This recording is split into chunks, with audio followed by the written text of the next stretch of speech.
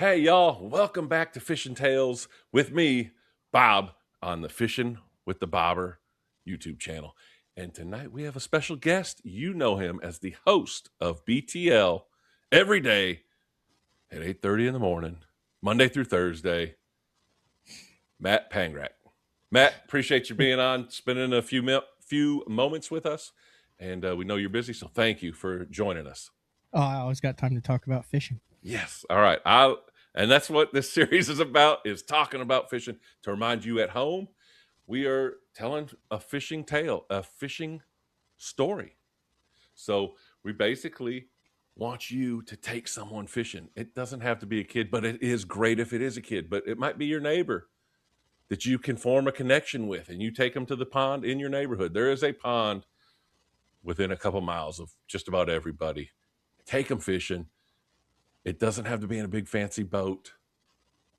Get them out there. And guess what? I have never seen anyone grumpy, frumpy, and bummed out. And they're reeling in that fish. I mean, everything goes to the side, and it is pure bliss and joy when you're cranking in a fish, big or small. And so share this excitement with someone near you. Matt, we're going to pass it over to you. You are the pro here. It's a story, funny, big fish, near and dear to your heart, something crazy that happened, because stuff happens when you go fishing. But really, we're going to pass it over to you, and I'm going to try to not talk anymore. All right. So when I was given this task to tell a fishing story, I didn't really know how it was going to fit in, but I have one that's been near and dear to my heart, and it's 2026, and I'm in Shawnee, Oklahoma, and I have pieces of what happened in early 2002 that are in the studio. I have pieces of what happened in the same story that are in my living room. They've been with me through junior hockey, through college, through 8 different moves, all of it. And it's still near and dear to my heart. It was with the Assumption Bass Club in Central Illinois, 2002. And back then, I was 17 years old, and I'd been fishing with them since I was 14 years old. They let me join the club early. They didn't say anything. I annoyed the hell out of these guys in the back of the boat, but they're a bunch of hardworking, blue-collar guys who got together to drink a few beers, eat some potted meat, do some fish fries, fish 8 or 9 club tournaments a year, and that's really how I learned about bass fishing and to love bass fishing.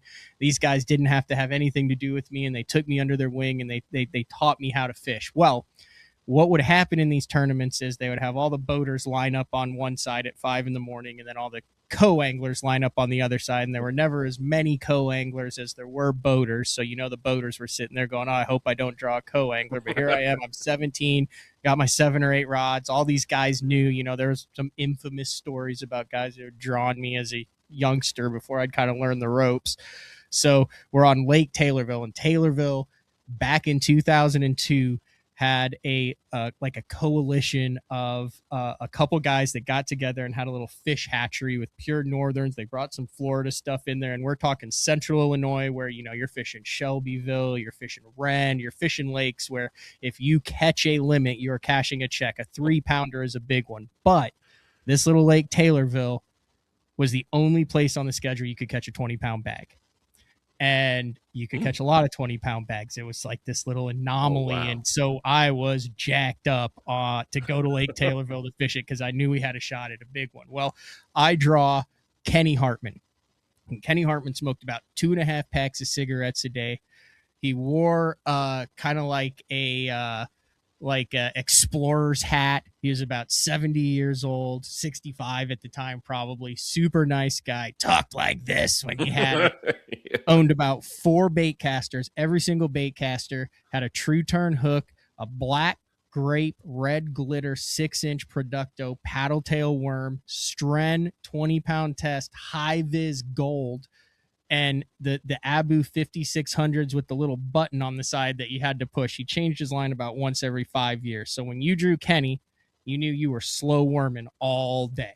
Mm-hmm. And, back then I was big in reading the magazines and learning about all this stuff. So I had all my crankbaits and my spinner baits, and it was April of 2002. So I'm in the back of Kenny Hartman's boat, Taylorville. It's cold. And we're going down a bank, and I pull out a Bandit 200 in a crawfish pattern, orange belly. And I make a cast and I hook a fish. And I said, Kenny, I got one. And I was pumped because it was a couple hours into the day and it was our first bite that we had that day. And this was right when the Bandit 200s had come out and they had those triple grips on the back, the pair hooks on it. And I'll never forget this. Out of the muddy water in central Illinois, mind you, where a 3-pounder is a big one. This fish comes up and it is the biggest fish I have ever seen. It is the biggest fish he has ever seen. It is the biggest fish, as far as I knew, it could be a state record. And it jumps, and I lost it. I was weak in the knees. I was on the bottom, and Kenny said, young man, that's how he said it. He said, young man, he said, take it easy. That is the biggest fish I've ever seen in my life. So we fight this thing. It gets in the net. No pressure, right? He had a vintage 1993 Ranger. And when this fish hits the net, I jump up on the front deck where he lands it, and I snap his windshield on his console off in my hand, which I didn't know at the time. He never said anything. Couldn't get it. It was 10 years old. This was before you could just go online and get anything like that. So I got it. Oh, no. We're looking at this fish. It's got one little hook in it, and we don't have a scale. And he's like, that's a 10-pound bass. And I'm like, there's no way. So he didn't have a scale. So we put the thing in the live well, and I am shaking. Like, I can't fish. He can't fish. And we proceed to drive around Lake Taylorville in the tournament to as many other boats as we can find and just roll up. We roll up on Darren Gates. Darren, look at this sucker. And we pull, oh, my God. Drive up to Todd. Todd, look at this sucker. Drive up to Harold. Harold, look at this sucker. So word gets around.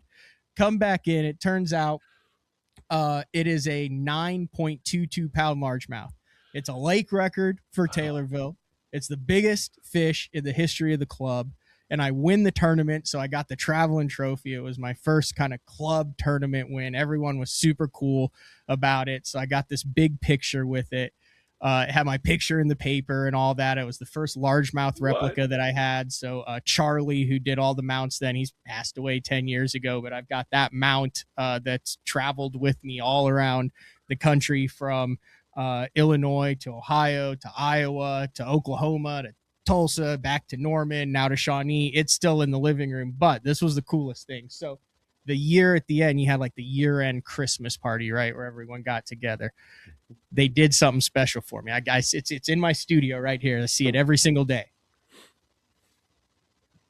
It is the heaviest, biggest fish trophy, and this thing is from the 1970s, and one of the dudes won it, and I promise you his wife was like, get that stupid fish trophy out. So what they did was they pried off the original thing, and they made a plaque on it that said Assumption Bass Club 2002, Matt Pangrac, big bass, 9.22 pounds, big stringer, 15.18 pounds. Oh, and that is the biggest and most important trophy that I've ever won. And I've carted this thing around the entire country with me. Kenny, unfortunately, a number of years ago, passed away due to cancer. He was one of those dudes who was rough and tumble on the outside, a great individual. They have the Kenny Hartman Invitational still every year for the Assumption Bass Club. But when you told me to tell a story and then kind of put the background behind it, that is a perfect example of a big fish combined with taking a kid fishing,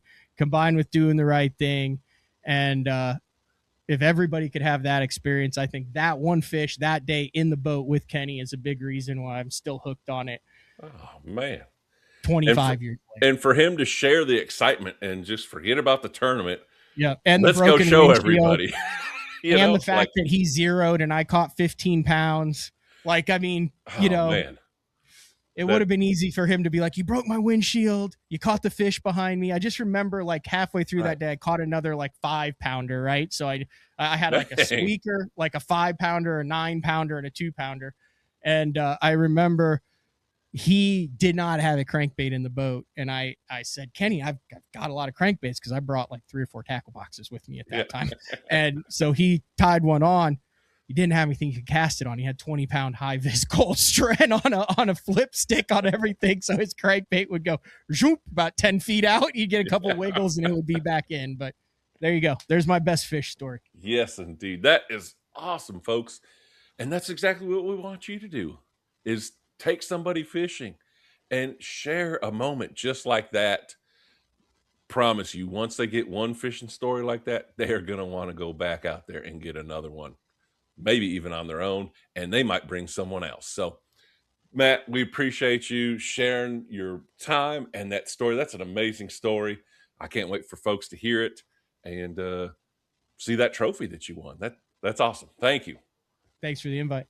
We'll see y'all next time on Fishing Tales. Thanks for watching.